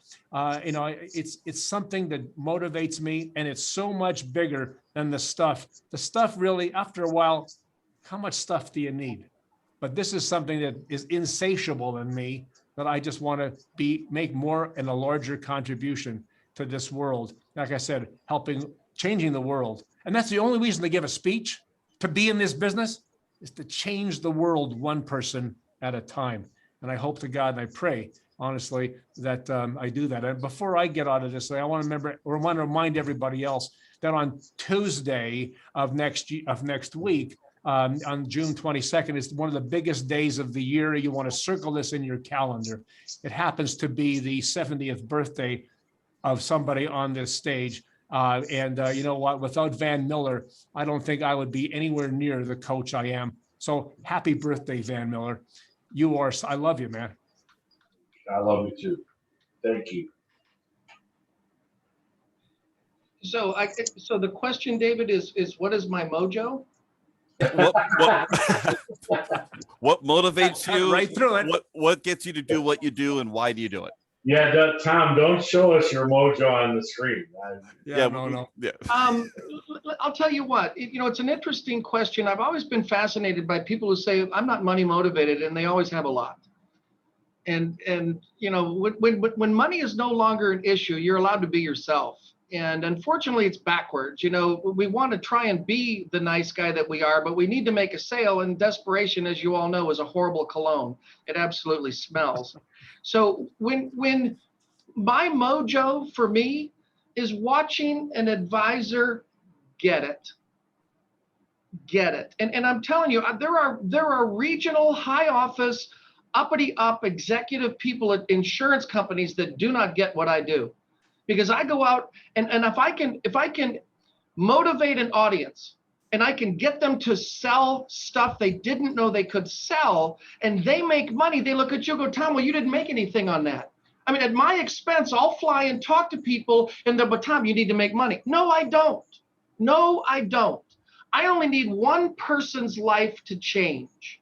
And I see that a lot when either the client all of a sudden goes, holy crap, I didn't know it could do this, or an advisor that goes, oh my gosh, this is now so much easier. And to me, that is what I strive for. And I'm telling people, if you want to get better, teach it. If you want to truly own your space, teach it. And every teacher will tell you, you better be prepared if you're going to go out and teach. And because of that, I practice more than the average person. Van practices more than the average person. Jim's already got pages of stuff that he's going to incorporate in what he does. He's already got purpose. That's what it takes. Stop living in the past. Stop calling yourself dumb. Look at the opportunity that presents itself. And in 2013, I chose to work on me. The industry wasn't getting better. The product wasn't getting better. The only person who could change was me.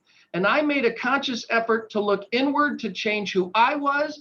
And now my only goal in life, you asked what my why is, I want to teach every United States taxpaying citizen how true wealth works, so that if they implemented anything about what I know, they could retire and pay less income tax. My job is not to make everyone stop filing tax returns. My job is to simply say what I believe, why I believe it, and the benefits received, and work with those people who believe as I do. Life has gotten so much easier for me. It is a hell of a lot more fun, a lot more fun. And it's fun because everybody is doing better. Not me. Everybody is doing better. And in this industry, that's what MDRT stands for. How to give back, how to share your idea so somebody else can take it and run with it as well. I've never seen an industry that wants to give back for the people who are in competition with them on a daily basis, that's willing to give away every single secret they have so that everyone can excel in this business. And you saw that today. There's 3 people here that are pretty successful doing what they're doing, and everybody is swapping ideas. If I was an arrogant prick, I wouldn't be here. I would keep it to myself, and that's not what truly successful people do. David. Wow. David, if I could Yes. if I could just interrupt, and I mean, first of all, yikes.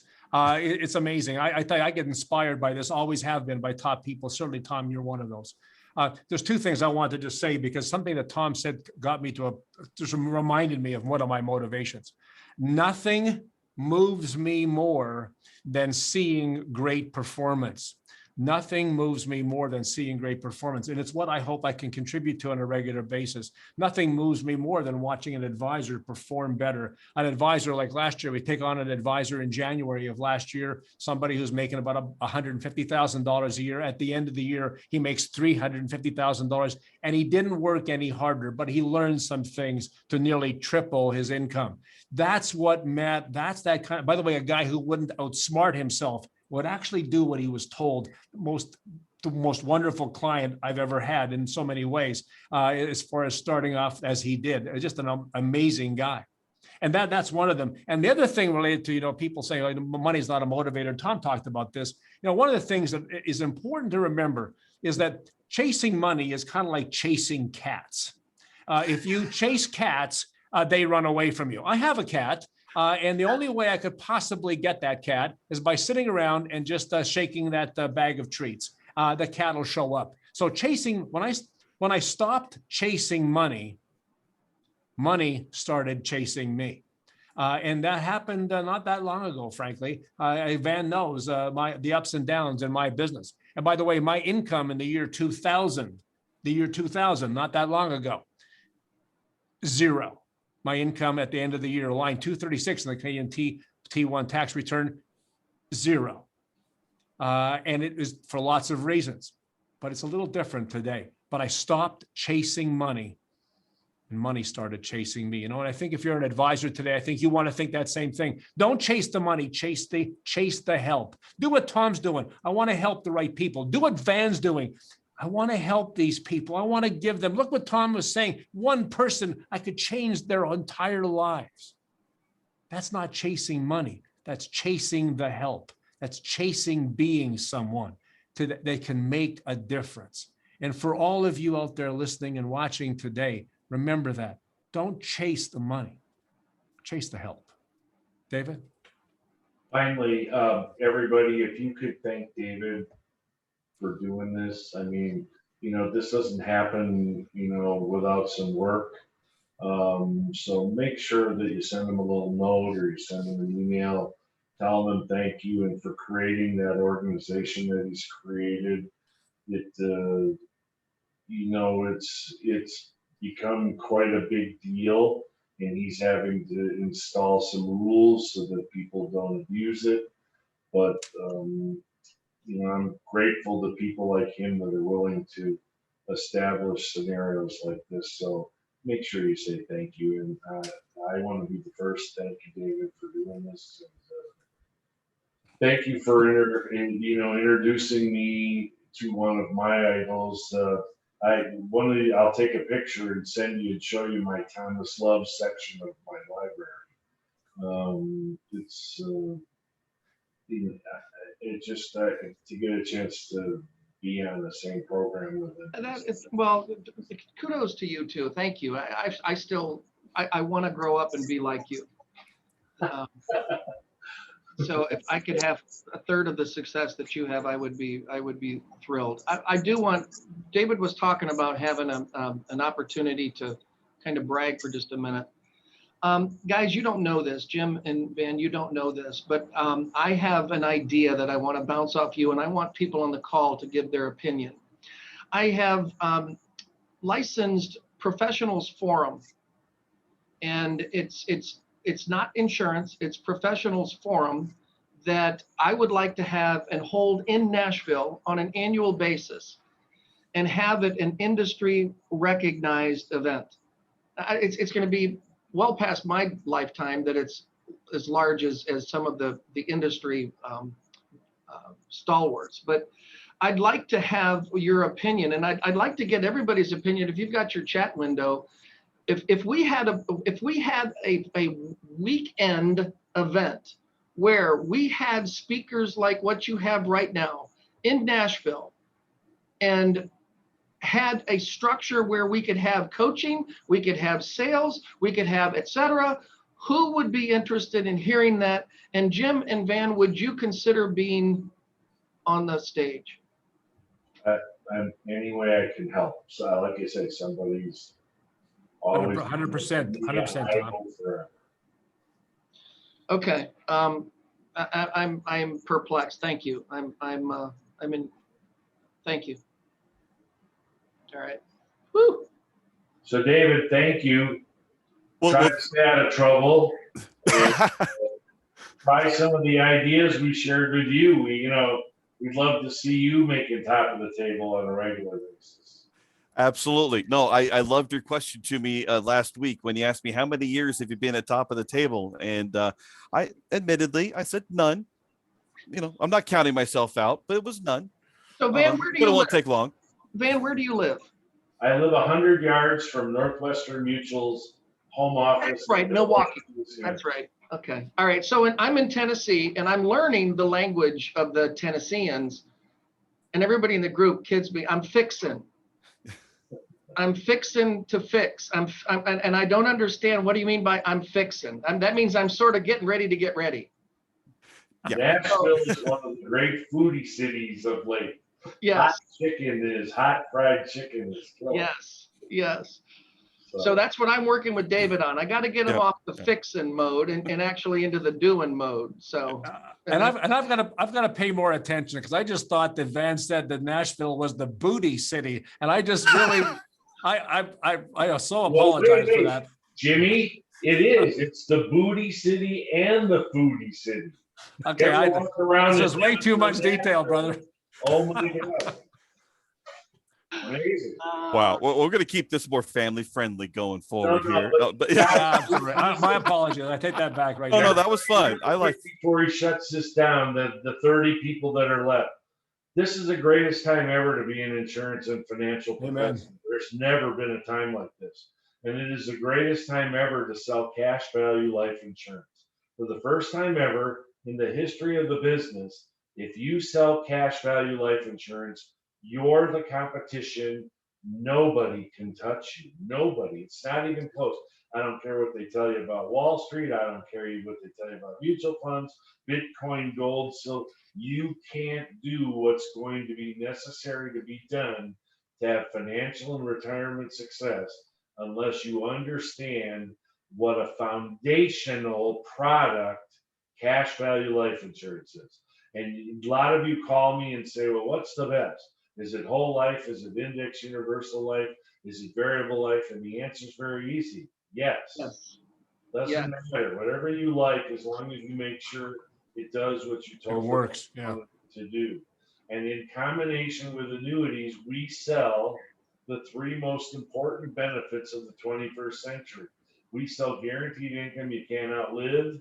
We sell, this is very important, Tom Hagen used to call them mortality credits, and now we've changed them to a really pretty word called longevity credits. So using guaranteed income that you can't outlive and longevity credits, along with the third benefit of a cash value life insurance, leveraging pennies that buy dollars, $1 that can do the work of many dollars. I can beat anybody, anywhere, anytime, and I can give them a successful financial and retirement future without any problems, even if the interest rates stay at zero until 2024. And if the stock market averages nothing for the next 10 years, they can still win if they understand how to use these products correctly.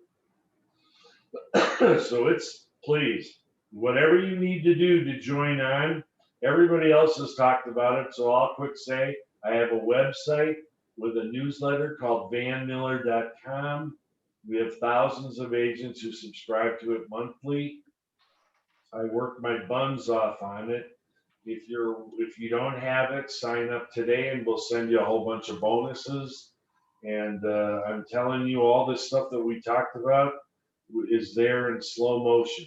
All the questions, all of the narratives for the questions, and so forth. It's I work very hard on it every month. So I'm an agent. I'm still out there. So it's current. It's right to the second, right to the minute. But please understand, this is your time.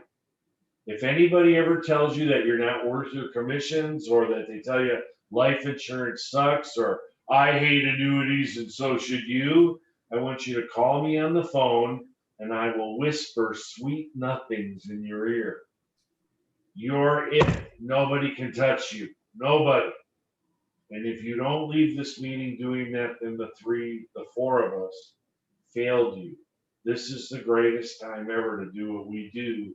And you now have some foundational information that if you try it, I think you'll be blown away how quickly you will be able to dramatically adjust your careers upwards.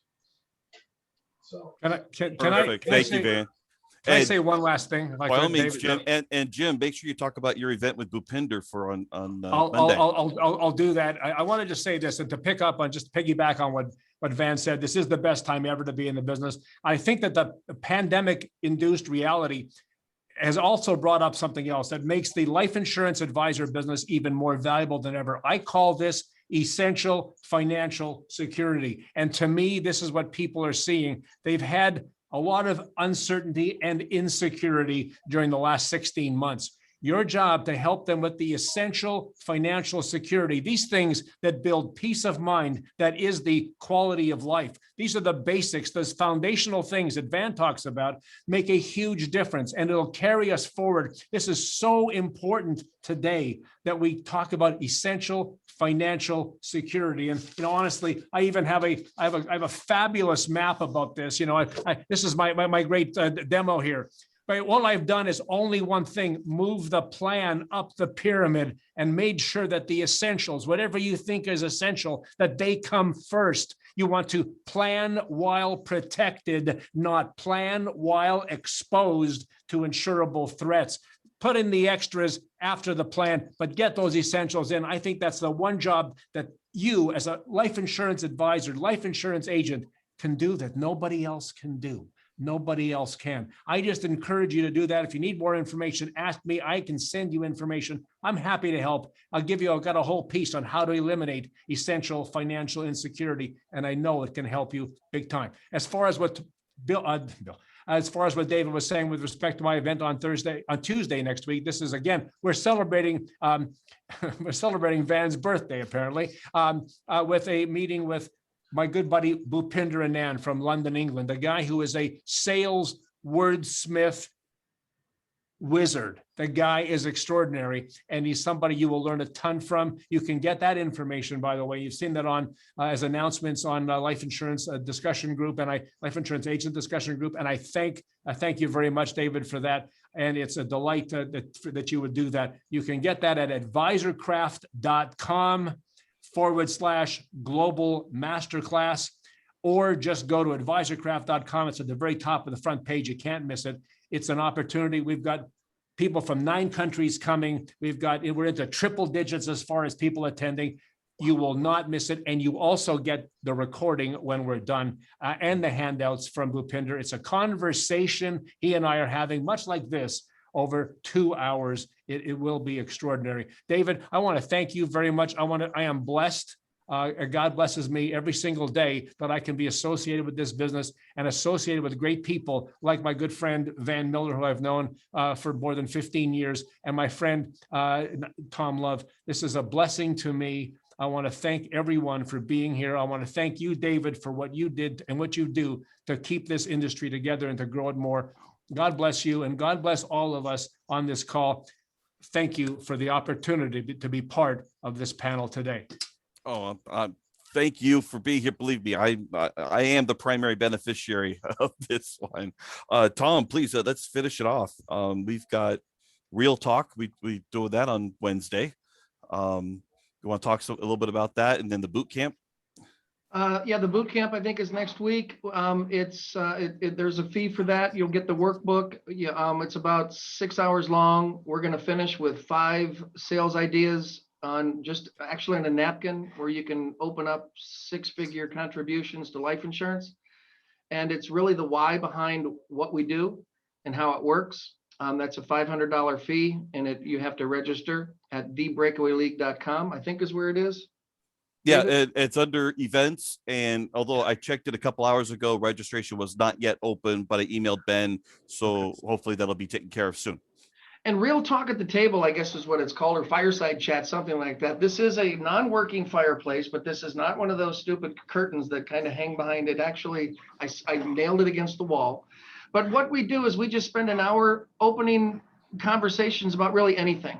Processes, product, belief, issues, regulation.